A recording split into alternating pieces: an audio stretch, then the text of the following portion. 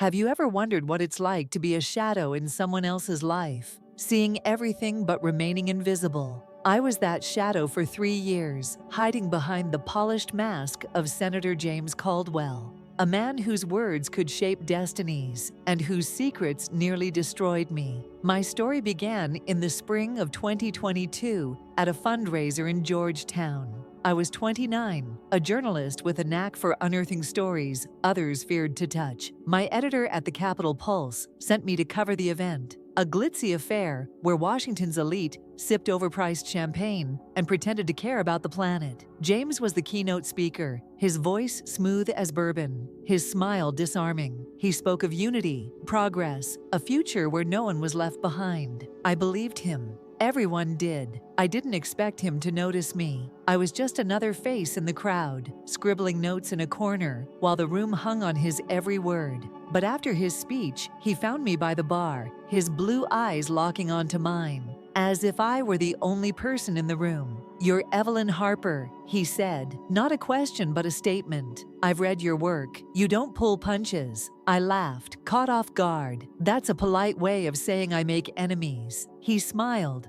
and God, that smile could unravel anyone. Good. The world needs more people who aren't afraid to shake things up. We talked for hours that night, long after the fundraiser ended. He was married, of course. Everyone knew about his perfect wife, Laura, the pediatric surgeon who volunteered at free clinics and looked like she'd stepped out of a J.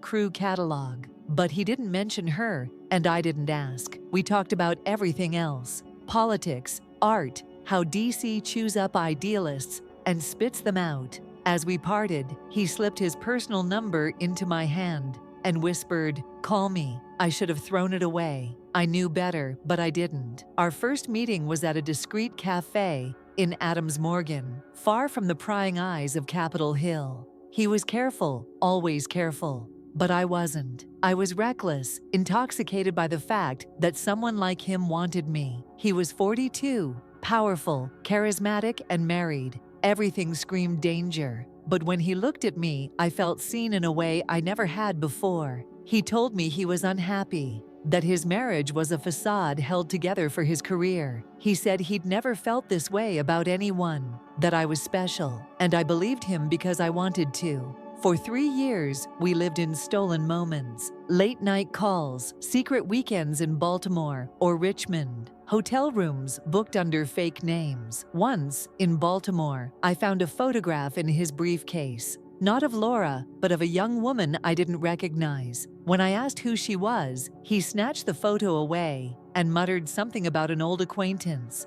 I felt a chill in his voice, but brushed it off. Love makes you blind. I convinced myself it was enough, that I didn't need more. But every time he went back to Laura, to his perfect life, a piece of me broke.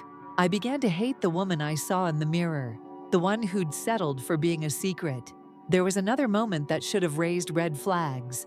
During one of our meetings in Richmond, I noticed him nervously checking his phone when a message came through. "Work," he said, but his eyes avoided mine. Later, when he fell asleep, I couldn't resist and glanced at his phone. There was a message from an unknown number. "Make sure the documents are ready by Friday. No mistakes." I didn't understand what it meant, but something about it made my heart tighten. I didn't tell him I'd seen it, but that moment lodged in my mind like a splinter. The turning point came last summer, during a heat wave that smothered DC in humidity. James had been distant for weeks, canceling plans, dodging my calls. I was desperate, unraveling, so I did something I'd never done before. I followed him. I tailed him from his office to a townhouse in DuPont Circle, one I'd never seen. I watched him slip inside, his movements furtive, practiced. My stomach churned. Was this another woman? Another secret? I waited, parked across the street, my hands trembling on the steering wheel. 2 hours later, he emerged. But he wasn't alone. A man followed him out, someone I recognized from the news. Marcus Reed, a lobbyist with ties to Big Pharma. They shook hands, and Marcus handed James a thick envelope. But that wasn't all. I saw Marcus glance around, as if checking for watchers, then say something quietly to James, who nodded with a grim expression. my journalistic instincts kicked in. This wasn't an affair. This was something far darker.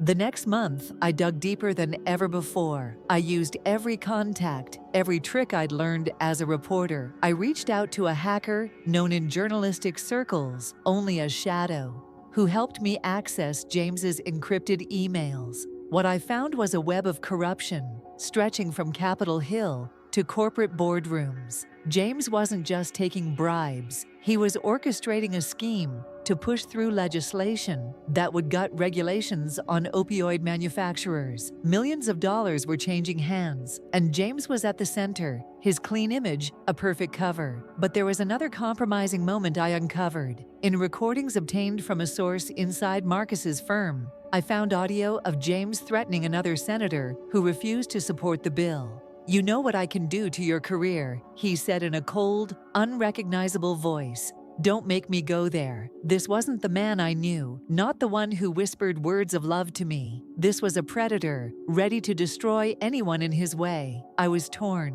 Part of me wanted to protect him, to believe he'd been coerced or misled. But the evidence was undeniable. Emails, bank records, recorded conversations. James wasn't a victim. He was a criminal, and I was his unwitting accomplice. I confronted him in September, in a hotel room in Annapolis. I laid out everything I'd found, every damning piece of evidence. His face went pale, but he didn't deny it. Instead, he pleaded, "Evelyn, you don't understand the pressure I'm under. These people, they don't play games. If I don't do what they want, they'll destroy me. They'll destroy us." "Us?" I laughed, bitter and sharp. "There is no us, James. There's you, your wife, and your lies. I was just the fool who believed them."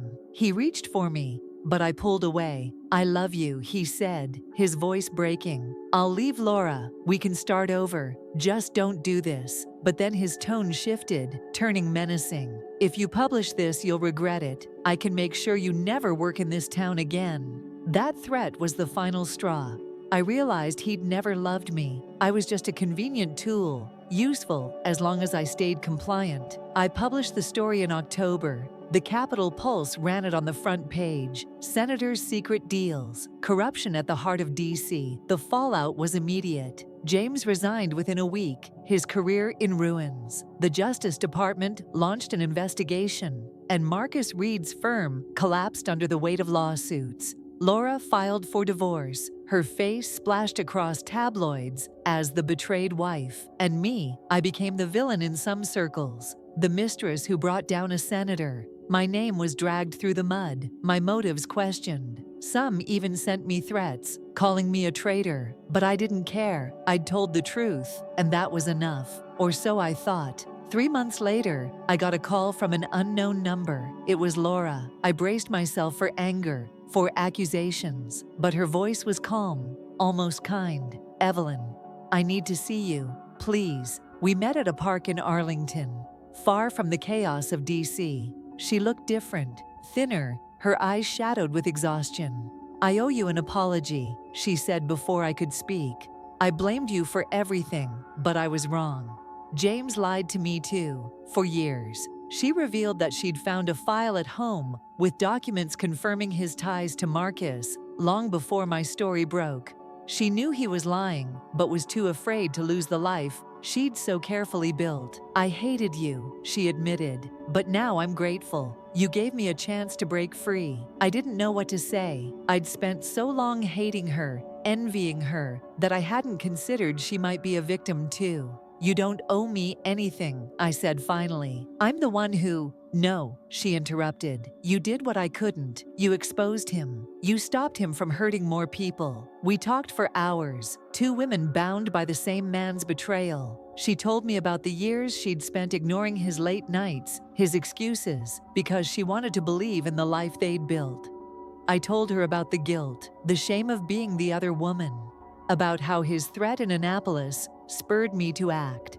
By the end, we weren't friends, but we understood each other. Laura's forgiveness, if you could call it that, changed something in me. I'd spent years defining myself by James, by the role I played in his life, but I was more than his mistress, more than the scandal that followed. I was a journalist, a fighter, someone who'd risked everything for the truth. Last month, I left DC and started fresh in Chicago. I'm working for a small paper, covering local stories, rebuilding my reputation one article at a time. Recently, I received an anonymous letter with an apology from someone who called themselves a former ally of James. It contained a single sentence: "You did what we all feared to do." I don't know who sent it, but that letter reminded me why I chose this path. The wounds are still there, raw and aching, but they're healing.